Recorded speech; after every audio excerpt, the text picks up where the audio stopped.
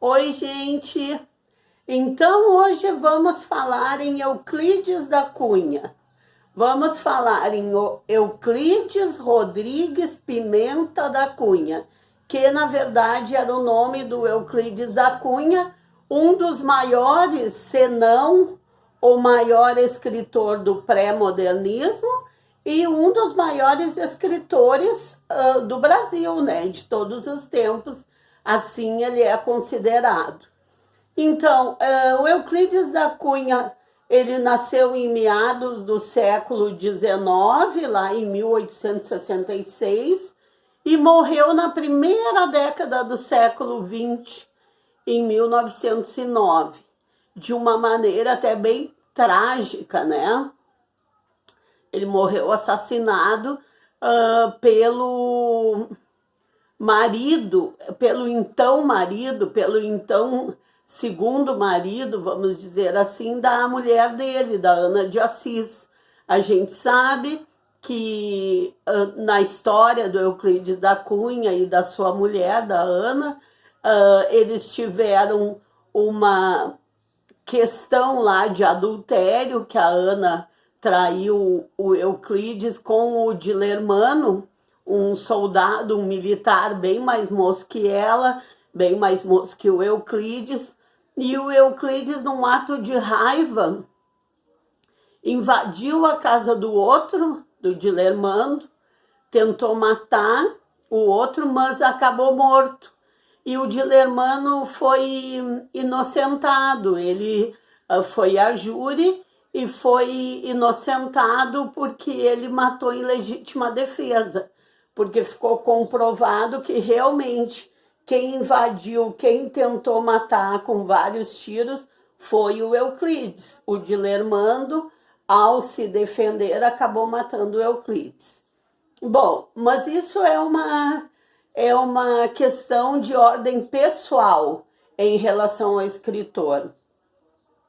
Como figura pública, o Euclides foi muito político, ele foi muito engajado, ele foi muito militante, ele foi muito articulado em suas ideias, tanto que ele, sendo militar, ele por um período foi até expulso das Forças Armadas, porque ele era um republicano fervoroso e ele não media palavras para falar mal do então governo, porque ele era totalmente a favor da República. Ele só foi novamente readmitido nas Forças Armadas quando realmente veio o advento da República e, como ele sempre foi um defensor da República, um republicano convicto, assumido, fervoroso, o governo de então, o governo republicano, readmitiu ele nas Forças Armadas. Daí, nesse meio tempo, ele se formou engenheiro, né? Ele ficou engenheiro lá das Forças Armadas. Ele foi contratado pelo jornal, o Estado de São Paulo, para cobrir lá a campanha de Canudos, na Bahia, em que os jagunços, liderados pelo Antônio Conselheiro, estavam lutando contra as tropas militares. Então, o Euclides da Cunha, como sempre, escreveu muito bem, articulou muito bem as palavras, foi um grande conhecedor da política, foi militante, etc. O jornal de São Paulo resolveu contratar ele como repórter. E ele foi lá cobrir, né, essa luta lá no sertão nordestino entre jagunços e tropas militares. Daí, da descrição dessa luta, que saiu o livro Os Sertões, onde ele descreve em 3 partes toda essa luta. A primeira ele mostra a terra do sertão, né? Ele descreve toda a natureza aqui é uma personagem nessa primeira parte do livro. Depois ele descreve o homem, como é que é o homem lá do sertão, Quais são as características ali daqueles nordestinos, daqueles sertanejos, daqueles jagunços que vivem ali liderados pelo Antônio Conselheiro, e mesmo os que não são liderados, ou como é que vive o homem do sertão. E por último, ele é intitulado A Luta, que é onde ele descreve como é que foi a chamada Guerra dos Canudos. E, como eu disse para vocês, o Euclides da Cunha morreu em 1909, assassinado pelo então segundo marido da ex-mulher dele, da Ana, tanto que a Ana ficou conhecida na história como Ana de Assis, né? E não como Ana da Cunha. Ela viveu por muito tempo com o Dilermano de Assis, ela ainda teve 5 filhos com ele e ainda passou por uma tragédia, porque o filho mais moço dela, o Euclides filho, o Quidinho, também fez a mesma coisa que o pai, que o escritor Euclides da Cunha. Lá pelas tantas, quando ele virou adulto, ele foi atrás do Dilermano de Assis, tentou matar o Dilermano de Assis e novamente o Dilermano conseguiu se defender, mas acabou matando justamente o filho da amada dele, que era a Ana, né? Então isso provocou uma tragédia ainda maior, porque a Ana, muito apaixonada pelo Dilermano, teve o ex-marido e o próprio filho morto pelo Dilermano, mas em nenhuma das vezes por culpa dele. Nas 2 vezes, porque ele tentou se defender e conseguiu, então foi em legítima defesa.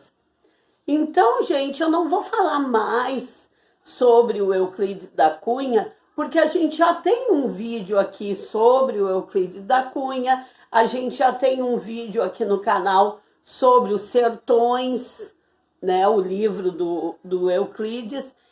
Aliás, eu acho que nós temos mais de um vídeo sobre Euclides, porque a gente já passou por esse pré-modernismo numa outra série, agora a gente só está retomando, e daí eu não poderia deixar passar em branco nessa revisão o nome do Euclides da Cunha, porque é um dos nomes mais importantes do pré-modernismo brasileiro, tá?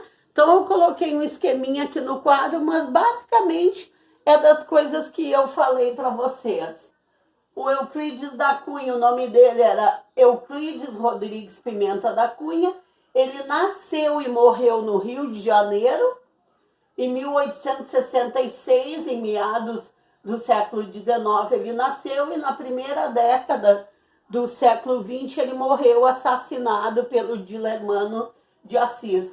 Ele chegou a ser expulso do exército por motivos políticos, porque ele era um republicano fervoroso e a república ainda não tinha sido proclamada, então ele tinha sérios problemas com o governo de então. Depois ele foi readmitido, quando finalmente a república foi proclamada. Ele se formou engenheiro e virou um engenheiro das Forças Armadas. Depois ele foi enviado pelo jornal Estado de São Paulo como repórter para a campanha lá em Canudos, que ele acabou escrevendo Os Sertões, que foi lançado, esqueci de botar aqui, em 2000. Tô doida? Doida varrida aqui. Que foi lançado em 1900, alguns autores dizem 1902, e foi o que deu início oficialmente ao pré-modernismo, juntamente com o livro Canaã, do Graça Aranha. Tá, gente? Então, por hoje é isso. É só uma revisão rápida de quem foi Euclides da Cunha, para não passar em branco. Mas como eu disse para vocês, quem quiser mais detalhes, nós temos aqui no canal outros vídeos sobre o Euclides da Cunha e sobre o livro Sertões, tá bom? Então por hoje é isso. e até o próximo vídeo. Tchau, gente. Ah, outra coisa, quem quiser saber, assim, a vida do Euclides da Cunha, passou uma série muito bacana, muito interessante, há 30 anos atrás, com a Vera Fischer, com Tarcísio Meira, que se chama Desejo. Foi uma série que passou na Globo, muito bacana. Então eu sugiro para vocês que olhem, já que agora essas séries antigas todas passam nesses canais aí que vocês sabem melhor do que eu, tá bom? Por hoje é isso então e até o próximo vídeo. Tchau, gente!